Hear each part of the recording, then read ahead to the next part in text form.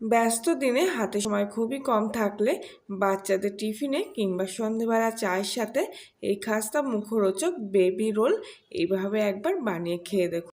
নমস্কার বন্ধুরা, কলিনের রান্নাঘরে আপনাদের সবাইকে স্বাগত। আজ আমি বানাচ্ছি বেবি রোল।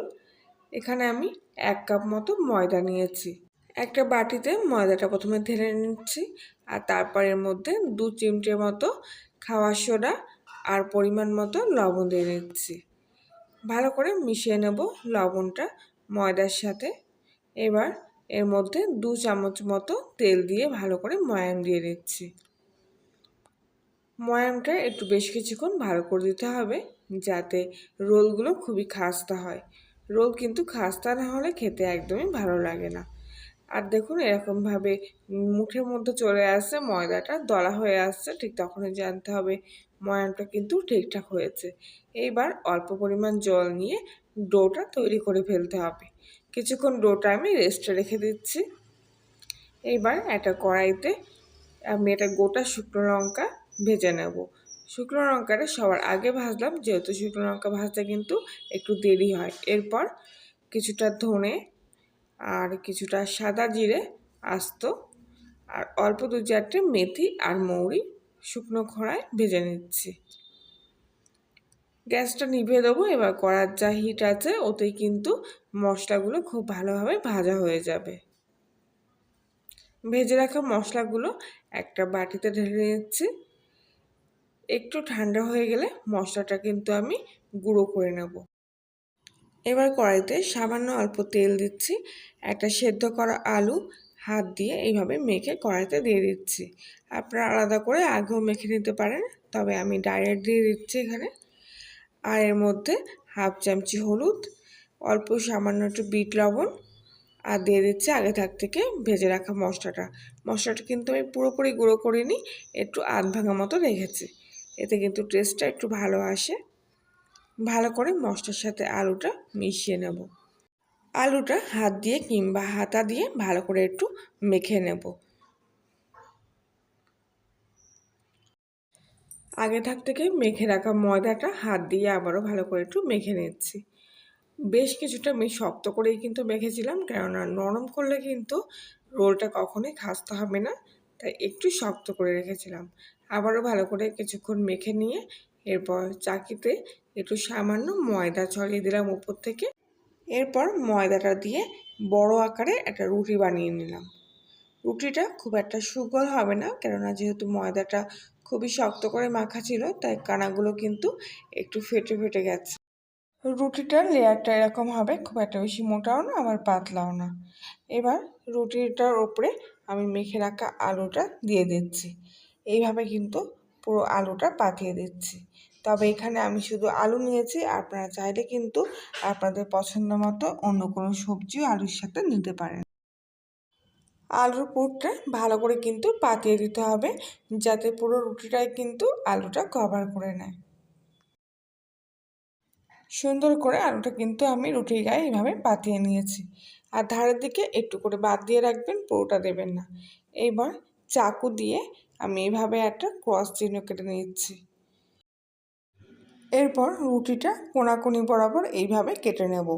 আর জয়েন্টের মুখটা যেন একইভাবে থাকে, জয়েন্টের মুখটা কিন্তু কোনাকুনি রাখতে হবে এইভাবে, নাহলে কিন্তু রোলগুলো দেখতে ভালো হবে না। আবারও আমি এই সাইডটাও কিন্তু এইভাবে কোনাকুনিভাবে কেটে নিচ্ছি। ঠিক পিৎজা যেরকম কাটে ঠিক ওইভাবেই কিন্তু সাইজগুলো আমি কেটে নিচ্ছি। যেগুলো চওড়া হয়ে যাবে বেশি একটা, সেগুলো কিন্তু আবারও আমি একটা করে ফালি দিয়ে নিচ্ছি। কেটে রাখা প্রত্যেকটা ফালি কিন্তু আমি এবার এইভাবে রোল করে নেব। দেখুন, খুব সহজে যেভাবে রোল করে ঠিক সেইভাবে কিন্তু মুড়িয়ে নিলাম, আর দেখতে কতটা সুন্দর হয়ে গেল। জয়েন্টের মুখটা খুব ভালো করে একটু চেপে দেবেন।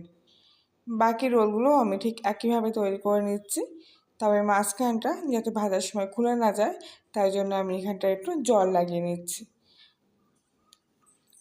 আর তরকারিটা সেখান থেকে সরিয়ে দিয়েছিলাম অল্প করে, আর ওখানটায় জল লাগিয়ে নিয়েছিলাম। এই দেখুন, তরকারিটা হালকা করে ওখান থেকে সরিয়ে দিচ্ছি, আর এবার রোলটা করে নিচ্ছি।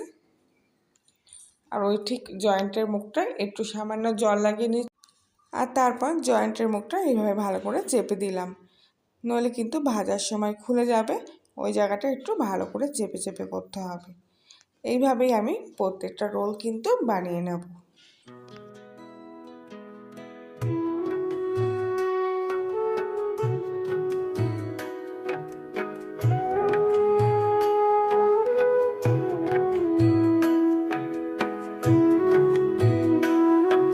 প্রত্যেকটা রোল কিন্তু আমার এখানে বানানো কমপ্লিট হয়ে গেছে। কড়াইতে আবারও সামান্য পরিমাণে একটু তেল ভালো করে গরম করে নিলাম। এরপর রোলগুলো এক এক করে ভেজে নিচ্ছি। গ্যাসের ফ্লেমটা এই সময় কিন্তু লো টু মিডিয়ামে রাখবেন। হাই ফ্লেমে দিলে কিন্তু ভিতরটা ভাজা হবে না, শুধু ওপর থেকে লালচে হয়ে যাবে। এক এক করে রোলগুলো আমি উল্টে পাল্টে এইভাবে ভেজে নিচ্ছি।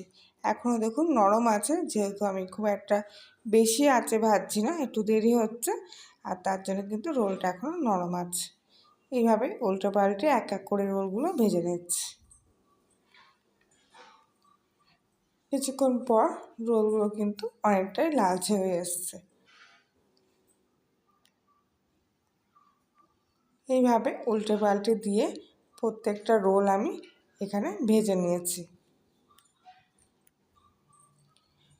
রোলগুলো কিন্তু আগের চাইতে কালারটা অনেকটা চেঞ্জ হয়ে এসছে,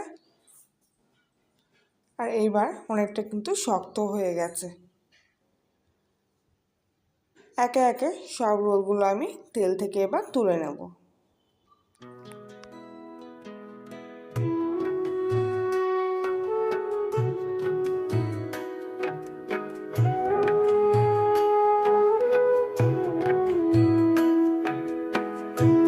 বাকি রোলগুলো আমি ঠিক একইভাবে এইভাবে ভেজে নেব।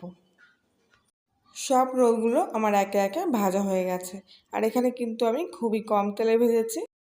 খাস্তা মুচমুচে মুখরোচক এত সুন্দর রোল হলে কিন্তু বাচ্চা থেকে বড় সবারই কিন্তু প্রিয় হয়ে উঠবে।